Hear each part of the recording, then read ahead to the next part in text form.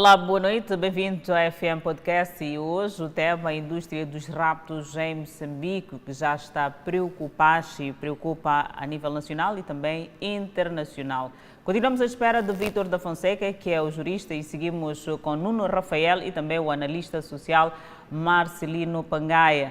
Rapto, ato ou efeito de tirar alguém de forma violenta e mantê-lo aprisionado, exigindo em geral dinheiro em troca da sua liberdade.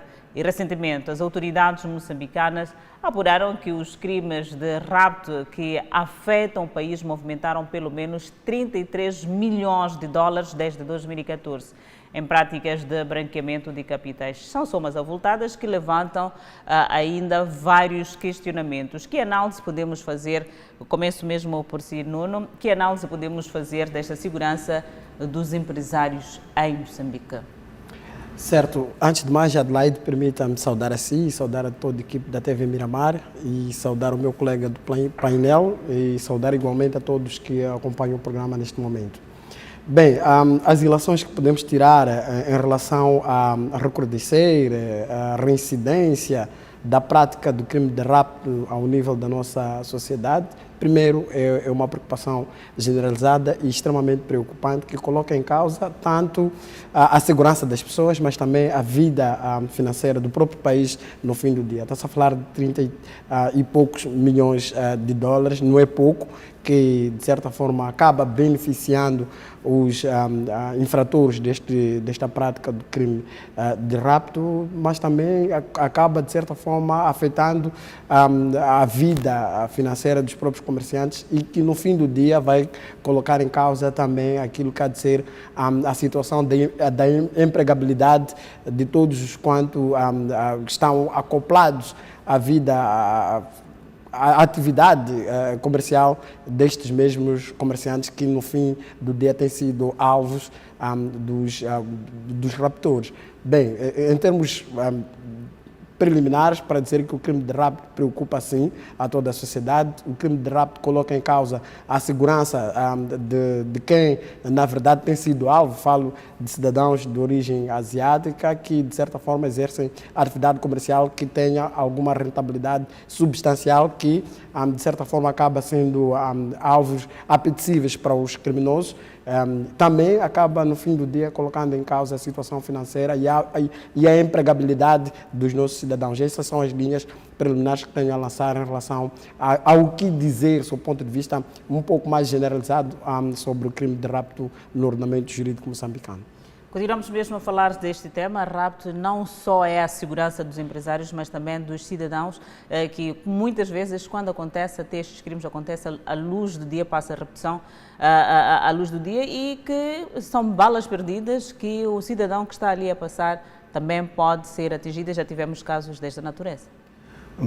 Sim, também aqui temos que analisar os transtornos psicológicos que essas vítimas vão poder sofrendo no seu percurso, no seu dia a dia, inclusivamente as pessoas que assistem esse crime que ocorre à luz do dia e daquele momento. Então, se calhar aqui urge a necessidade de nós podermos contextualizar naquilo que a Beatriz Bruchilli, a secretária da Procuradoria-Geral da República, na 10ª sessão da Assembleia da República, ela referia-se que de janeiro de 2023 ao presente agosto de 2024 foram registrados 22 crimes de raptos, dentre os quais 8 foram frustrados pela intervenção da polícia e a população e 11 foram esclarecidos através da libertação de vítimas. E também diz que esse crime tem sido organizado, planificado na maioria dos casos, na vizinha África do Sul e, por conseguinte, tem criado alguma dificuldade para a sua resolução, tendo em conta que a relação jurídica existente Moçambique e África do Sul tem sido, de certa maneira, deficitária. Por exemplo, ele referiu-se ter havido já 10 crimes que foram participados à África do Sul, ao Tribunal da África do Sul, dos quais 8 já com mandantes identificados, mas que até então, passam mais ou menos 2 anos, até então a África do Sul ainda não colaborou para que se possa esclarecer esse caso. Então, em face dessa complexidade do crime, estando a ser planificado fora do país, e os mandantes maioritariamente estarem também fora do país, e diz também que os valores que se pagam para o resgate também são utilizados pelos bancos fora do país. Daí que há muita dificuldade de poder esclarecer o caso. O Presidente da República, quando ele se despedia nessa sessão, lamentou o fato de ele estar a deixar o poder sem que tenha conseguido resolver o caso. É muita pena a situação dessa natureza estar a ocorrer no nosso país.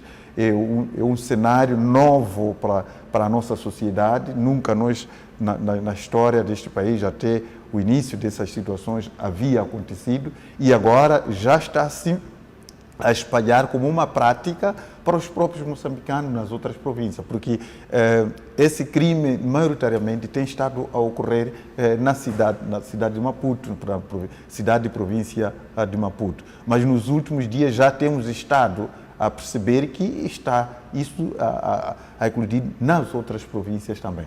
Então, eu acho que é importante que comecemos agora a envolver psicólogos para poder acolher essas vítimas, inclusive aos próprios familiares. Imagine esses sequestrados, dos 11 que foram esclarecidos e resgatados vítimas. Como é que essas vítimas estão a viver neste momento, através do cenário em que viveram no cativeiro durante dias e que depois voltaram? É preciso fazer um acompanhamento psicológico. São casos bastante difíceis para a vida dessas pessoas. Elas, de verdade, voltaram ao convívio familiar, mas não imagino o que estão a passar neste momento nas suas casas. Aproveitando mesmo esta deixa das vítimas, depois voltam ao convívio familiar, e é preciso fazer este acompanhamento. Vítor ainda não chegou e já nesta semana trazia alguns dados relativamente a estes sequestros e como já adiantava como é que deveriam ser tratados. Nuno, nas redes sociais nos últimos tempos temos muitas crianças a serem sequestradas. Não estamos a falar do mais alto nível, mas estamos a falar das pessoas comuns que não têm posse, muitas vezes não têm posse. E esta última sexta-feira, as autoridades policiais mostraram que uma criança que durante a semana foi sequestrada, voltando da escola, foi recuperada. Que acompanhamento pode-se fazer em termos policiais, em termos de segurança nos bairros, para que casos desta natureza não voltem a acontecer ou que casos desta natureza não se propalem? Porque o que nós notamos nos últimos tempos é que até uma pessoa que não tem carro sequestra uma criança, deixa numa obra inacabada, e temos muitas obras inacabadas que acontecem todo tipo de crime. Certo. Olha, Adelaide, há uma justa necessidade de fazer uma apreciação, sob o ponto de vista jurídico, entre a relação entre o crime de rapto e o crime de sequestro. Temos usado frequentemente a expressão sequestro, na verdade, enquanto queremos dizer efetivamente o rapto. A situação que ocorreu nos últimos dias trata-se efetivamente de rapto, até porque o próprio Código Penal, nos termos do artigo 197 e 198, faz essa separação, sob o ponto de vista de tipificação do crime de rapto e o crime de sequestro. E já seria bom fazer esta diferença entre rapto e sequestro? Certamente. Por uma questão didática, eu diria que nos termos estabelecidos no Código Penal, o crime de rapto e de sequestro são crimes contra a liberdade da pessoa, ou seja, de uma ou de outra forma coloca-se em causa o direito de ir e vir da pessoa, coloca-se em causa a liberdade efetiva da pessoa humana. No entanto, só que enquanto no crime de rapto a finalidade última de privar a liberdade desta mesma pessoa é efetivamente obter algum rendimento pecuniário, ou seja, obter dinheiro, obter vantagens monetárias através do pedido de resgate e por aí fora. Enquanto que no crime de sequestro, na verdade, a finalidade é adversa à intenção de obter efetivamente benefícios monetários através do pedido de resgate. E se acompanhamos a situação que ocorreu no bairro de Laulane, em Mascazinde, se não estiver em erro, trata-se efetivamente de uma situação em que as partes que estão envolvidas ou os agentes que foram identificados tinham como intenção última obter uma vantagem pecuniária, ou seja, através de chantagem, obter o resgate de valor e com isso se beneficiarem ilicitamente desta quantia e estar em situação de enriquecimento sem causa e que vem igualmente plasmado nos termos do Código Penal e no Código Civil. No entanto, o que dizer ou o que fazer para que as situações efetivamente de rapto não possam reincidir no ordenamento jurídico moçambicano e não se replicar até o mais pacato cidadão que não tem condições efetivamente de pagar um certo resgate. Nos últimos casos que acompanhamos, há de ver que as vítimas não são indivíduos que têm as mesmas características dos que vieram a ser raptadas, digo, desde o ano 2014 até esta parte, ou seja, nestas últimas semanas foram raptadas pessoas em que a sua condição financeira não se equiparam aos indivíduos de origem asiática ou os indivíduos que exercem alguma atividade comercial que tenha uma certa rentabilidade que possa de alguma forma garantir com que os raptores possam se beneficiar de valores que possam garantir esse tal dito enriquecimento. Mas o que faz com que outras pessoas enveredem por esta via é porque têm uma sensação de, impunidade, uma sensação de que a polícia não é capaz de nos, de deter, não é capaz de esclarecer as situações criminosas que versam sobre a liberdade das pessoas. E quando é assim, se temos uma situação que desde 2014 até esta parte são inúmeras pessoas que foram raptadas, e que os crimes esclarecidos são tão ínfimas, pior ainda dizer em relação às responsabilidades penais que são imputadas a esse sujeito. A outra situação é que não se consegue efetivamente identificar quem são os cabecilhas desta natureza de crime. E quando é assim, os mais pequenos vão replicar este ato, porque tem a sensação de que não há de impunidade e não há responsabilidade penal por quem pratica este ato. A tendência vai ser efetivamente esta de se replicar. Como é que poderia dizer? Qual é o meio de estancar este tipo de ato? Qual é o mecanismo que nós vamos usar para estancar a ocorrência desse tipo de crime e que este crime não seja, replicada por parte de alguns miliantes que nem...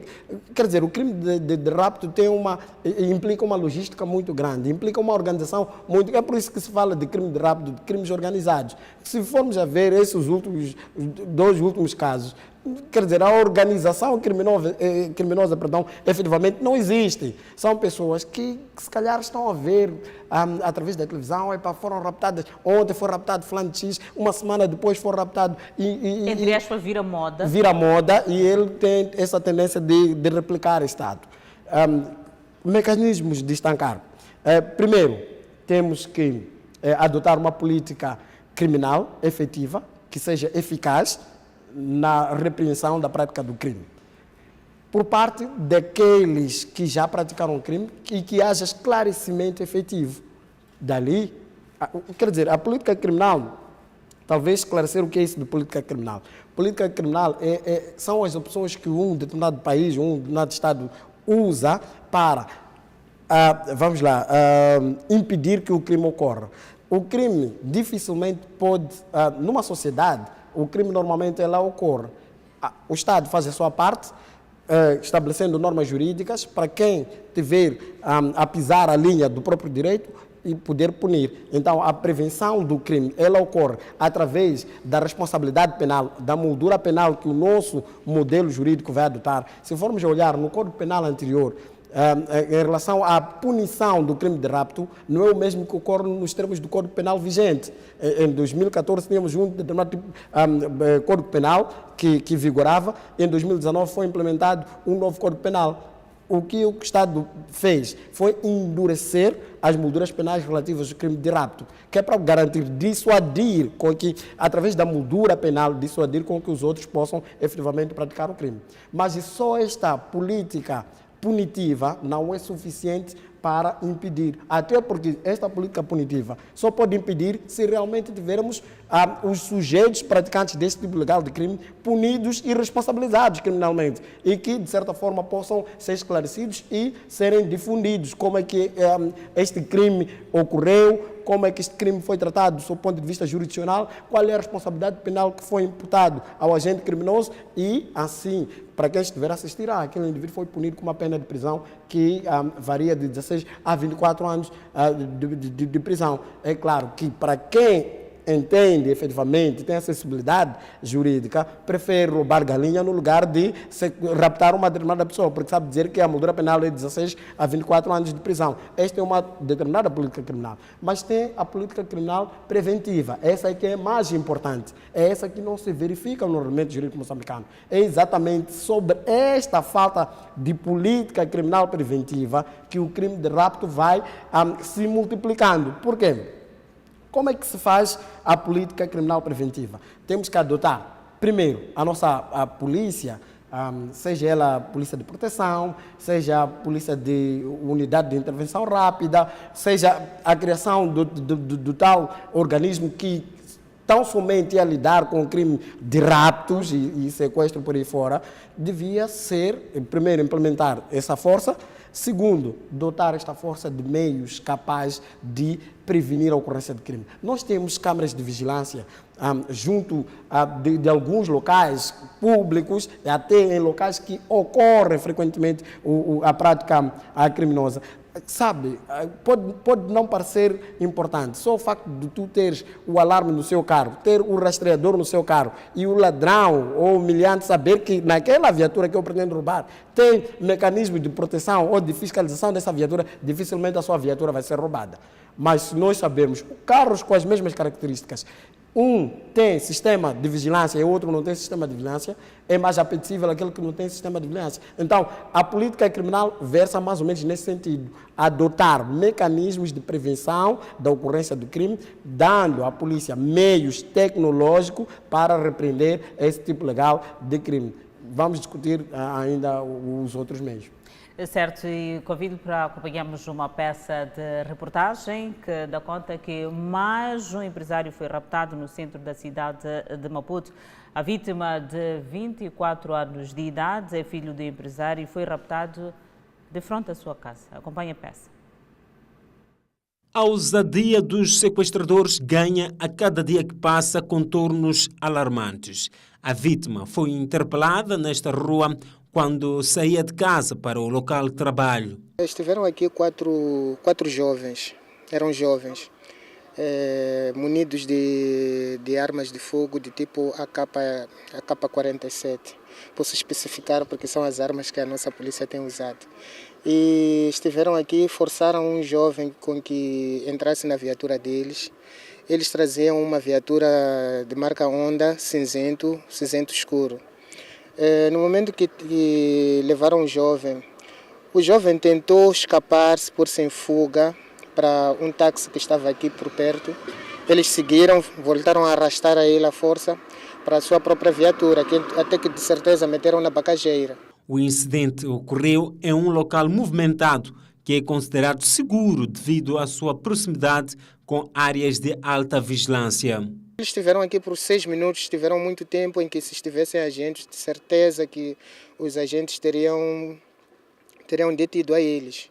Tiveram um tempo suficiente para que interagissem os agentes, mas de certeza que nenhum agente estava por perto, os agentes só apareceram aqui depois de uns 15, 20 minutos. Quer dizer que estavam à vontade aqui na rua? Eles estiveram à vontade em como tratasse de um assunto normal, muito normal. Porque até que quando entraram na viatura, não saíram daqui a correr, saíram daqui normalmente, descreveram esta via, a Avenida Orlando Magumbe, entraram da Marques da Machava, muito normal, muito normal. A vítima foi interpelada quando saía da residência dos seus pais para a sua viatura com destino ao seu local de trabalho. Os malfeitores chegaram, interpelaram-no, tentou fazer o possível, gritou, inclusive foi até a um táxi onde entrou, mas foi retirado deste táxi para a viatura dos malfeitores. Foi tirado à força do táxi para a viatura própria deles. Já estava lá o taxista? O taxista não estava lá dentro, mas ele também, quando se apercebeu, não aproximou no táxi. Eles foram para lá, porque todos desceram aqui, estavam todos armados. Estavam armados e estavam mesmo à vontade. Mascarados? Aquele que eu vi não estava assim, não estava mascarado. Testemunhas que viram o que aconteceu explicam que em poucos minutos os sequestradores levaram a vítima, deixando os que por ali passavam em pânico. Terror. Super terror. Isso não dá para acontecer. E, por coincidência, um deles eu terá visto, né? Mas, pronto, como faço meus trabalhos particulares aqui, então, viu tal, pensei que fizesse alguns trabalhos, né? Mas, depois notei que, não tem coisa. Então, quando aproximei quase na residência onde aconteceu a situação, então. Estava um carro de um colega também que estava aí a ser lavado. E aquele carro ali que foi reportado, o menino estava ali estacionado, o menino estava dentro, na casa do pai. Então dali saiu. Então entrou no carro, mas com o irmão dele mais novo. Então dali vimos um carro preto. Passou aquele carro. Nós pensávamos que o carro era estacionário. Logo começou a voltar atrás. Então quando voltou atrás, saíram duas pessoas, pronto. Chegaram ali onde entrou o menino. Abriram a porta, ele estava ali, já queria arrancar o carro. Então dali pegaram ali mesmo, pronto, duas pessoas. Socorro, ali, socorro, pronto, epa. Então dali pronto, logo saiu, uma pessoa que estava no carro com motorista. Então saiu com a arma, então começaram a apontar a pessoa, não, socorro, era para tempo aproximar ali, não havia tempo, como ele tinha coisa, tinha arma. O Serviço Nacional de Investigação Criminal confirma o rapto e diz que a corporação está no encalço dos malfeitores. Neste momento, logo depois da tomada de conhecimento, que foi nos informado sobre a ocorrência deste fato, a equipe do Serviço Nacional de Investigação Criminal fez-se presente ao local e está a colher todas aquelas são informações suscetíveis de nos levar ao esclarecimento desses fatos, desde o resgate da vítima até a neutralização dos infratores. Acreditamos que nos próximos momentos podemos trazer aquilo que serão os desenvolvimentos das investigações que estão em curso neste momento no terreno sobre este mesmo fato. Este rapto é o mais recente de uma série de incidentes semelhantes que têm vindo a preocupar os residentes da cidade de Maputo. As famílias e as empresas locais estão cada vez mais alarmadas com a crescente onda de crimes e muitos questionam a eficácia das medidas de segurança pública. A eficácia das medidas de segurança pública é o questionamento nos últimos tempos.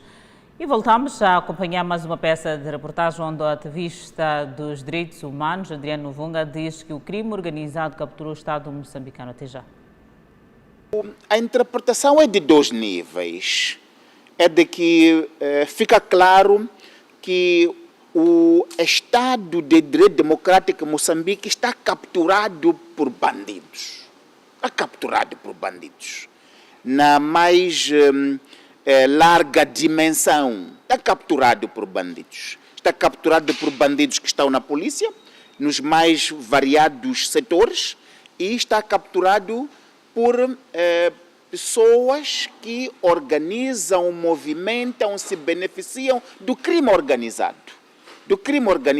Que interceptam com a polícia e usam a polícia para atender expedientes que têm que ver com o crime organizado e a economia ilícita e não a proteção do Estado de Direito Democrático. Daí a dificuldade de se combater os raptos em Moçambique. Significa que há uma economia ilícita, há um crime organizado que movimenta avultadíssimas somas de dinheiro, que são um dos principais fatores do crime dos raptos.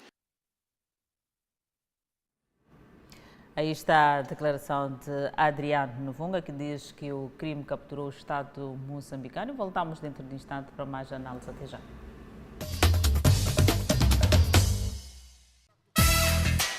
Chegou a hora de colocar ordem na casa. Estou a brincar, pá! No quarteirão! É isso mesmo! A reunião do bairro foi marcada. As regras que colocou aqui, vocês vão gostar.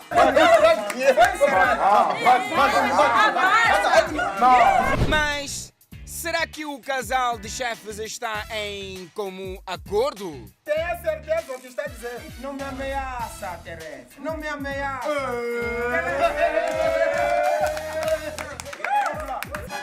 Amanhã, às 19 horas, sentada familiar.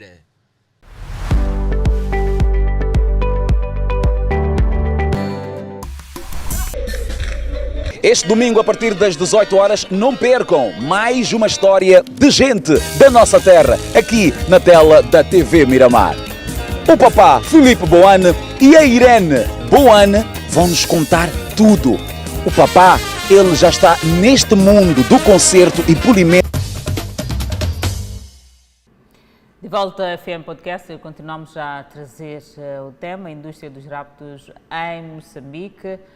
E vimos também antes do intervalo as declarações de Adriano Novunga, dizia que o crime capturou o Estado moçambicano. E na outra peça que passou, víamos aqui a violência com que esta vítima era levada para o carro.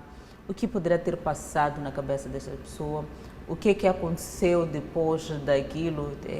Nas tantas nunca vi uma arma por perto, mas também ali foram exibidas armas e também tamanha violência contra esta pessoa. O que é que podemos analisar de forma psicológica? Não, olha, hoje aqui temos várias situações que poderão ou estão a ocorrer neste momento na vítima, não é? Pode com isso trazer a depressão, a alienação, inquietação na vida toda da vítima. Não é fácil poder passar por aqueles momentos tão tristes que nós estamos a ver. Eu acho que era preciso que nós pudéssemos analisar primeiro os fatores que estão por detrás dos raptos, para nós podermos conseguir encontrar estratégia para combater tais raptos. Nós temos visto nos últimos dias o problema dos conflitos sociais que tem estado a agudizar no seu dia a dia. E a sua forma de poder resolver é de uma animosidade que, de certa forma, acaba criando essas situações de ajustes de conta, essa questão de uma guerra psicológica. Inclusivamente, podemos considerar isso como sendo um terrorismo que está a ocorrer para com o Estado moçambicano.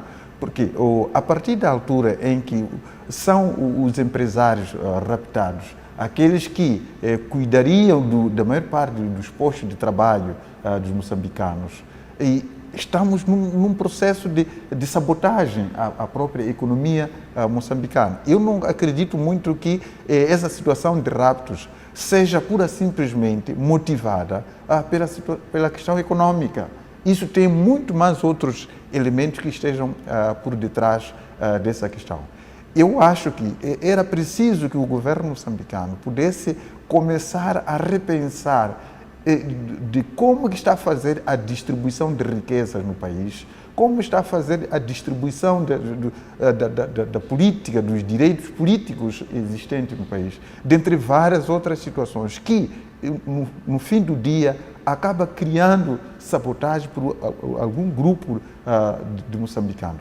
E o outro problema está que, mesmo nesse processo de educação ao moçambicano, a questão da soberania que o próprio moçambicano ele deve aprender, não só na carteira, mas também ao nível social. Essa questão da diplomacia que nós estamos a ver, como é que nós, tendo uma relação com a África do Sul histórica, e que a África do Sul não esteja a poder colaborar para resolver uma situação dessas. Quando a Procuradora-Geral da República diz que há 2 anos que eles até identificaram os mandantes dos raptores que estão na África do Sul e que a África do Sul até hoje ainda não deu resposta a essa questão. Aqui mostra claramente a fraqueza da nossa diplomacia. Nós não podemos pensar que está no Ministério de Cooperação e Negócios Estrangeiros. É uma questão apenas de alguém de bom senso. Cooperação é ciência. Não podemos pegar o indivíduo apenas aqui simplesmente por amizade, sei lá, nepotismo, apresentamos aí e por aí em diante. O que está a fazer o Ministério de Negócios Estrangeiros?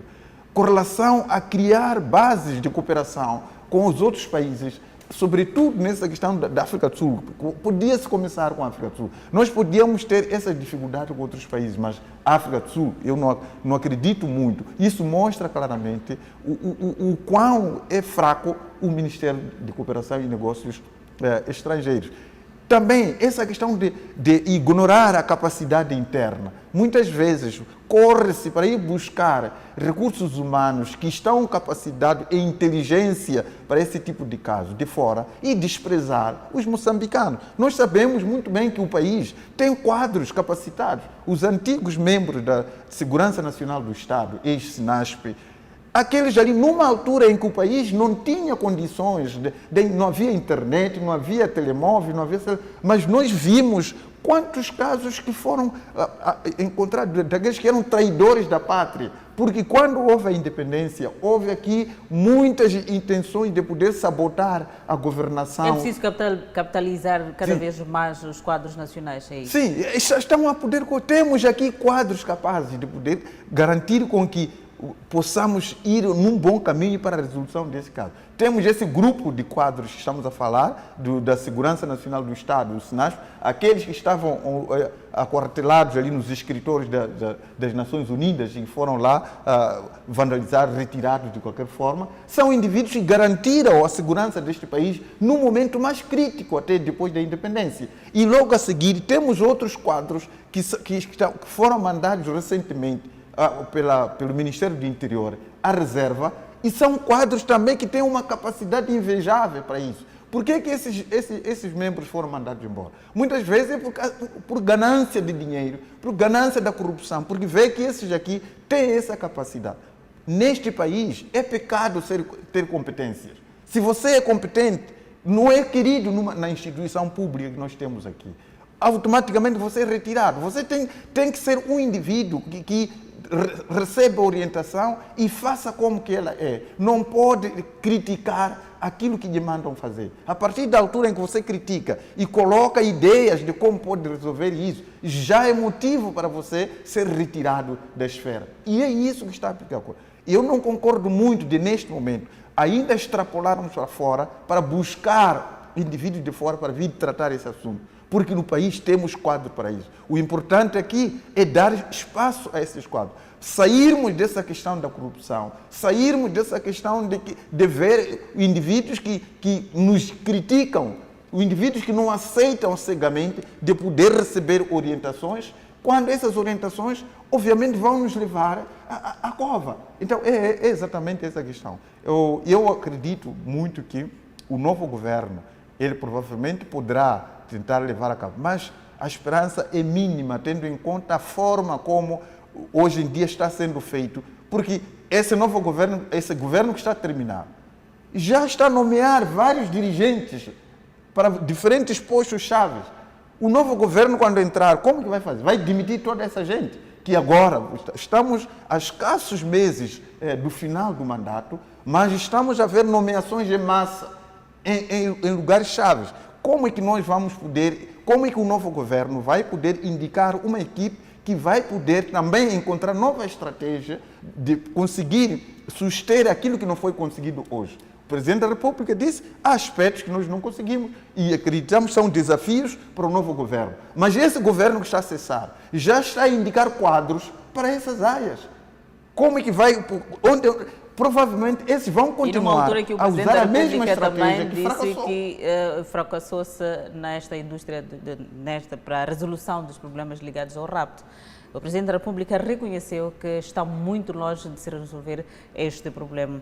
Como aproveitar o legado dos antigos homens que fizeram parte, estes quadros que fizeram parte, estamos aqui a falar dos que eram do SINASP, e que de uma hora para outra vimos aquelas pessoas na rua. Como aproveitar o legado destas pessoas? Enquanto nós não retirarmos essa questão da ganância no poder, essa questão da corrupção, acreditar que nós temos sempre que ter indivíduos de confiança, como se diz na nomeação por confiança, e deixou-se completamente valorizar a competência. Estaremos nisso. É um interesse individual, pura e simplesmente. É aquilo que estávamos a dizer, que a educação, de alguma forma, também ela está a falhar imensamente por não formar indivíduos que não possam abrir a mão para o país. Em nenhum momento ele tem que assegurar Moçambique como a sua própria casa, como a sua própria cama onde ele dorme, que em nenhum momento ele pode incendiar a cama onde ele dorme. Quando nós tivermos esse sentimento implantado a partir do nosso sistema de educação, nós provavelmente, dificilmente vamos abrir. Quando nós analisamos sobre essa questão de corrupção que anda por aí assim, alguém tem coragem de endividar o país, criar situação de sofrimento de toda a nação para interesses do indivíduo, que nem ele, o valor que ele retirou, mesmo que fosse para viver 500 anos de vida, não ia conseguir consumir aquela riqueza, pura simplesmente só para prejudicar todo moçambicano. Mas onde vamos buscar a consciência de não prejudicar? E este dinheiro até retirado para paraísos fiscais, não é? E que muitas vezes nem chegam a usufruir deste valor. Não chegam a usufruir. Aquilo é uma situação apenas de maldade, pura simplesmente. Acumularam riquezas que mesmo até os bisnetos não vão poder consumir aquela riqueza. No entanto, ele sente-se feliz vendo os outros com uma refeição por dia ou sem nenhuma sequer. E depois aparece o outro para poder ofender a população, dizer que Moçambique tem 3 refeições por dia. Situações desta natureza. É preciso... Nós temos que esperar que a sociedade educada é que pode efetivamente garantir com que esse cenário possa mudar. Enquanto a sociedade continuar a acreditar, através das ideologias macabras que têm estado a surgir, pensar de que o Moçambique é de alguns e são eles, e quando fazem alguma coisa, se fazem uma fonte, quer dizer, é um favor que estão a criar. Se entrega a rede de energia, chega no soco, é um favor. Não é um favor. Aquela gente está a trabalhar, recebendo os nossos impostos. Nós, a população, que somos donos dos valores que estão a utilizar mal. E veja só que criam todos os conflitos aqui. As guerras vão arrebentar. Mas você nunca vai apanhar os filhos desses senhores em frente da guerra. Vai a Cabo Delgado, se vai encontrar filhos de ministro, um filho de ministro só se vai encontrar em frente de batalha. Não vais encontrar. São os pobres que são empurrados para a guerra. Mas quem provoca os problemas são eles que estão ali assim. A guerra eclode, vão buscar, vão recrutar filhos de pobres que não têm refeição por dia. São eles que são levados Então, há motivo suficientemente forte aqui que a sociedade se prepare. Não confie apenas nesses senhores que agora daqui a pouco vão ir novamente encher a Casa do Povo como deputado da Assembleia, mas nós vimos de que maneira como esses foram selecionados para poderem chegar lá. Aonde dizer que são representantes do povo. Representantes do povo saíram do povo? Não saíram, não. Acabaram escolhendo a lista de grupos de amigos e colocaram ali como candidatos a deputado. E são esses que a sociedade tinha que confiar para que seja a voz do povo, para poder conseguir estancar essa situação. Mas tendo em conta que são grupos de amigos que foram empurrados para lá, dificilmente nós vamos poder encontrar uma saída disso. A saída disso é nós, a sociedade, continuarmos, portanto, a mostrar a inquietação que temos com relação à maneira como está sendo tratada a situação dos raptos, a situação dos conflitos sociais, a maneira como é que tem que se resolver esses conflitos sociais que dia após dia desgraçam o país, a maneira como é que está sendo distribuído o poder político neste país. Essa situação do tribalismo que novamente está a eclodir, não é? Se um presidente entra aqui, então pega toda a sua etnia no poder. Quando esse sai, também pega Isso não vai dar certo num país que se pretende seja unificado. E numa altura que nós olhamos para a unidade nacional. Nuno, há um aspecto aqui que o Dr. Pangaia, que esteve aqui a levantar, falou da corrupção, que muitas vezes estas pessoas acabam estando nos lugares de pódio porque foram pagando alguma coisa ou porque são filhos de essas mesmas pessoas que não estão nos lugares, por exemplo, quando se fala da guerra, quando se fala para combater, estas pessoas não estão lá, mas acabamos vendo as pessoas pobres, não é? Esses aí que vão à guerra. Estamos aqui a dizer em poucas palavras que é preciso purificar as fileiras. E numa altura que Bernardino Rafael, de vezes sem conta, dizia que é preciso purificar as fileiras porque temos muitos que estão dentro da corporação e que acabam manchando a polícia. Certo, Adelaide, não é de hoje que a comunidade suspeita da intervenção da própria polícia. É só olhar como é que um polícia, já tivemos várias situações, eu uso isso em termo comparativo. Como é que o cidadão trata um polícia? Se nós vamos para países da Europa, países da África um pouco mais evoluídos, do ponto de vista de consciência, se um indivíduo estiver que, vamos lá, pegar um polícia, querer confrontar o polícia, pegá-lo pelas golas, um indivíduo devidamente identificado e fardado, quer dizer, é a população que se revolta contra quem está a praticar este ato, atentando à integridade da polícia, porque aquele indivíduo está a representar o Estado. Ou seja, há um respeito tão grande em relação à polícia que a população revolta-se, independente, a população não quer saber o que está a ocorrer. A população quer proteger aquele que representa o Estado naquele momento, porque sabe dizer que aquele indivíduo é um indivíduo íntegro, é um indivíduo que está aí para garantir a segurança de todos nós. Se, de facto, este desiderato da segurança estiver efetivamente a se tornar eficaz sob o ponto de vista de proteção dos bens e das vidas do próprio cidadão. Isso ocorre em toda a parte do mundo, digo, em sociedades um pouco mais evoluídas. Não há de haver um cidadão que vai pegar a polícia pelas golas e os outros cidadãos não intervir, quando há confiança em relação a esta mesma polícia. Quer dizer, o cidadão tem que confiar nas autoridades. Se há alguma coisa que o inquieta, vai ter que recorrer. Num país igual ao nosso, não há confiança. Por quê? Porque você pode levar um bandido para a polícia e há negociatas que ocorrem lá. No mesmo instante, vê aquele cidadão que atentou contra o meu patrimônio, contra a minha integridade física, contra a minha vida, está aí a desfilar a classe. O que ocorre é, de fato, insuficiência de provas? Muitas vezes é a resposta. É o motivo, é o fundamento que se usa, mas tem que se investigar de facto. Por causa da situação de nepotismo, por causa da situação de corrupção, vimos essas realidades. É por isso que quando um polícia vai ao terreno e confronta-se com o cidadão, toda a população se revolta-se contra este mesmo polícia, não quer saber. Quer dizer, até filmam, envergonham aquele indivíduo que representa o Estado, o símbolo do Estado. A polícia representa o símbolo do Estado. Mas se esse símbolo do Estado está manchado, normalmente o que vai ocorrer é que haverá, de alguma forma, falta de confiança da polícia. Por causa do mecanismo, como é que eles são recrutados? Por causa do nepotismo, por causa da corrupção, que está totalmente generalizada na nossa polícia. No entanto, há de ser este o meu entendimento. Eu queria trazer aqui um pequeno exemplo, quando eu falei do mecanismo de reação para a prevenção da prática do crime de raptos. Deve ser em Veneza, se não me passa a memória, que reportaram há pouco tempo num dos canais televisivos da Europa, que dizia claramente que foi impelido uma tentativa de, vamos lá, na Europa chamam do crime de terrorismo. Foi impelido o crime de terrorismo através da polícia de segurança do Estado, que está extremamente evoluído. Ou seja, se nós temos mecanismos, temos uma polícia preparada, temos meios tecnológicos para dissuadir a ocorrência do crime.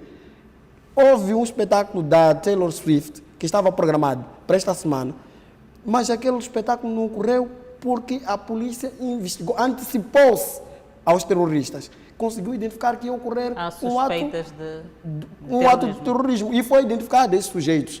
Olha, foi identificado esses sujeitos e uma das pessoas que foram identificadas revelou que sim, ele se radicalizou através do meio da internet. Veja só que numa das peças de reportagens nós conseguimos ver, acho que é do jovem, deste último rapto que aconteceu, em que nós tivemos a polícia no local a investigar, não é? Tínhamos ali a equipe toda que se fez ao local para poder investigar e saber, afinal de contas, quem são estas pessoas.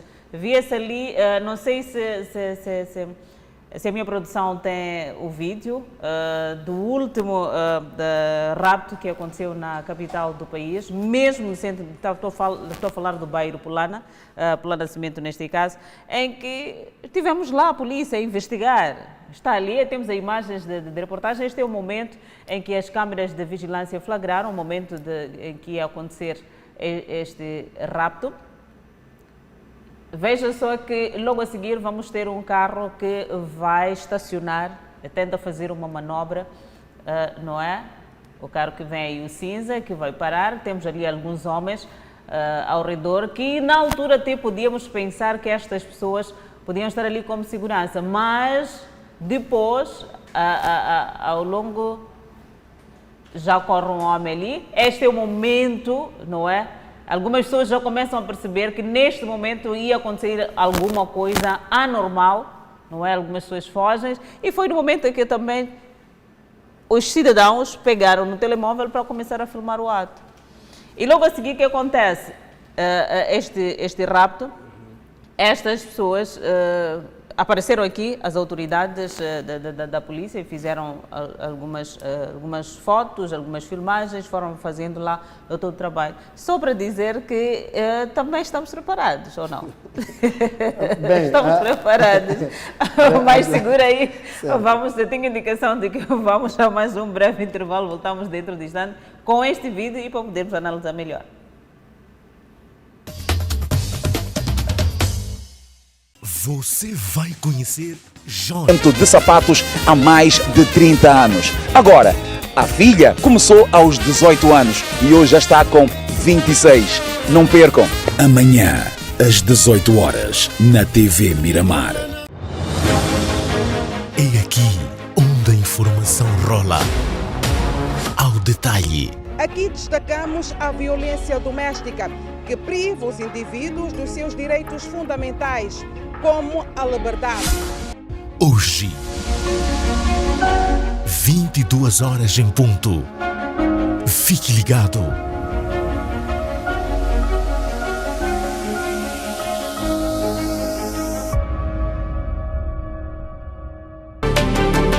Mais calor, mais opinião e mais contrapontos. Tudo sobre a temporada eleitoral você acompanha aqui no Tema em Debate.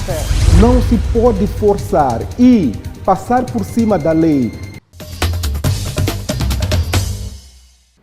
Este é o último bloco do FM Podcast e continuamos com a indústria de rapto em Moçambique. Já mesmo antes do intervalo já falávamos deste vídeo que foi-nos facultado, em que dizíamos que temos ali agentes da polícia e estamos preparados para podermos fazer essas análises. Certo. Olha, Adelaide, em algum momento na peça de reportagem que nós viemos, verificávamos ali umas duas senhoras, muito provavelmente estejam de serviço de investigação criminal, que extraem as provas. São peritos. São peritos em matéria criminal. Estavam aí a extrair provas. Primeiro, aquelas provas têm a ver com espécimes de pele humana, ou seja, táctil. Impressão digital. Dito de linguagem mais corrente, é impressão digital. Está aí a colher, através de um produto científico e químico próprio, é colocado em lugares onde provavelmente os criminosos tenham lá deixado a sua impressão, é recolhido. Num país organizado, só com estes dados, já era possível identificar quem é aquela pessoa que tocou. Se tivermos um sistema, vamos lá, como é que... Ali estaríamos a falar, estaríamos a trazer vários setores, não é? Seria uma equipe multissetorial, a Polícia de Investigação Criminal, a Polícia da República de Moçambique, os serviços de identificação civil e tantas outras. É exatamente nisso que eu queria chegar. Quer dizer, não pode aquela senhora que está afeita ao serviço de investigação criminal extrair aquelas espécimes de pele humana, que é a impressão digital do provável criminoso, e não trazer resultado. Entre nós aqui, alguém acredita que a impressão digital esclarece crime aqui no ordenamento jurídico moçambicano? Nunca, jamais. Porque se assim o fosse, teríamos muitos crimes esclarecidos. Acredite que os criminosos, hoje em dia, de tanta ousadia, como disse o jornalista na peça de reportagem, é ousadia. Cometem um crime à luz do sol, cometem um crime sem nenhum disfarce, ou seja, de cara lavada, sem nenhuma máscara, sem nada, comete um crime sem usar meios que pudessem... As luvas para não deixar a impressão digital, porque sabem que aquela impressão digital não é eficaz no ordenamento jurídico moçambicano. Não existem bases de dados em que são lançadas as impressões digitais e lá extraem a identificação do sujeito. Isso só se faz se tiver... Nós já temos os bilhetes de identidades biométricos, já temos os passaportes biométricos, nós deixamos lá as impressões digitais.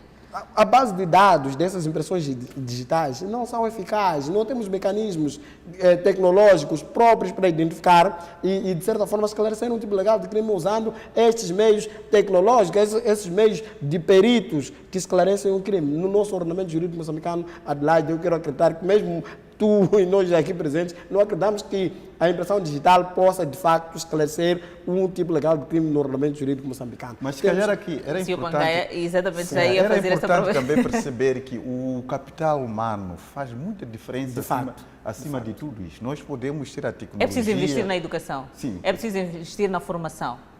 Claro, nós temos que ter a inteligência do Estado, que efetivamente possa entender a essência desse crime, a essência, a gênese dos raptos. Porque não é possível nós podermos combater os raptos sem perceber a gênese. Então, a inteligência do Estado, ela deve estar em condições de poder perceber isso. Então, eu acho que é aquilo sempre que dissemos, nós pura simplesmente demitimos-nos para podermos sempre confiar na força estrangeira de podermos resolver os nossos problemas. E, para além disso, nós acabamos de criando sempre o individualismo. Já não há o altruísmo aqui. Estava a falar aqui daquele exemplo que dizia de que nos outros países a polícia agarrada nas escolas é a própria sociedade, a própria população que vai acudir. Olha, mesmo que seja um civil, na plena baixa nós temos visto alguém a ser retirado algum bem, as outras pessoas pura simplesmente estão a assistir. É o comportamento que a nossa sociedade foi formatada desta maneira, através dessa educação que nós, dia após dia, estamos a degradá-la. Mas eu podia também fazer uma outra provocação. Já provoquei o Nuno, vou provocar também o Dr. Pangaia. Há algumas semanas, a Polícia de Investigação Criminal também acabou mostrando uma residência, acabou se antecipando a um rapto. Isso também mostra que, pouco e pouco, nós vamos ganhando maturidade no que diz respeito a estes crimes. Não vamos dizer que estamos no zero. Dissemos aqui, segundo a Procuradora-Geral da República, disse de que, pelo menos neste ano, conseguiram esclarecer 11 crimes de raptos. Então já é um bom sinal para isso, mas ainda não é satisfatório para nós e nem mesmo para o próprio governo não é satisfatório. É a razão que o Presidente da República diz que ele assume que não conseguiu resolver o caso de raptos e passa isso como um desafio de outra. Então, mas essas declarações do Presidente da República confortam o moçambicano? Não, mas, olha, estamos a falar nessa questão dos raptos. No geral, seria um outro tema que nós já havíamos de fazer, mas no cômputo geral, eu acho que desta vez o Presidente da República ele foi claro e franco, mostrando... Assumindo que não foi possível resolver. Não foi possível isso. E se a postura fosse essa, em toda a variação que ele tivesse com a sociedade moçambicana, eu acho que muitas culpas que ele leva nas costas hoje haviam de ser transferidas para outras instituições que não assumiram o seu papel. Eu acho que a Assembleia da República aqui acabou somando um elemento mais fraco possível, porque a Assembleia da República tem o papel de fiscalizar as atividades do governo. Não fez isso. Os deputados estavam ali pura simplesmente para defender a respectiva camisola.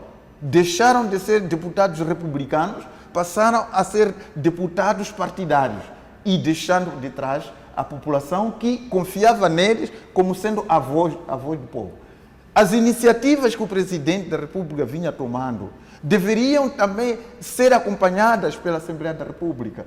Se for a ver, a questão do Código da Paz e Reconciliação, quem tomou a iniciativa foi o Presidente da República. Quando as negociações estavam numa fase de estagnação, o Presidente da República foi à Serra da Gorongosa tentar resolver essa questão. A questão do terrorismo em Cabo Delgado. A Assembleia da República não trouxe aqui alguma ideia, alguma proposta de solução. O Presidente saiu, foi particularmente negociar com os ruandeses e trouxe a questão. Então, o que a Assembleia da República, problemas assim forte para o país, trouxe como ideia, como solução? Pura simplesmente estava ali à espera para... Seria mesmo para um outro programa, para falarmos do papel da Assembleia da República. Sim, eu acho que a Assembleia da República deveria ter trazido alguma proposta de solução do crime sobre os raptos. Até aqui não nos trouxe. Pura simplesmente estão ali para poder esmagar